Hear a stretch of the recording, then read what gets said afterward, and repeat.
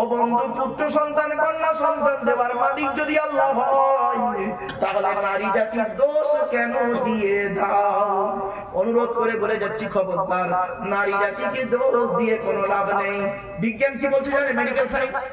Medical science বলছে, গেগর Johann Mendel দুটো সূত্র আবিষ্কার করেছিলেন, পৃথক বন্টনের সূত্র, স্বাধীন বন্টনের সূত্র। এক্স আর ওয়াই কে দিয়ে মোটর গাছকে নিয়ে গবেষণা করে, জেনেটিক্স বা বংশগতি ক্লাস 10 এর চ্যাপ্টারে আছে, জীবন বিজ্ঞানের চ্যাপ্টারে।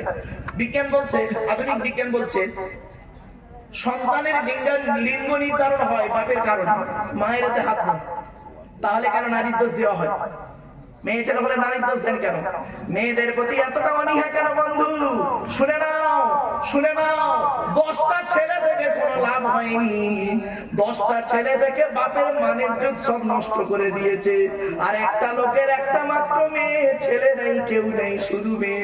ওই মেয়ে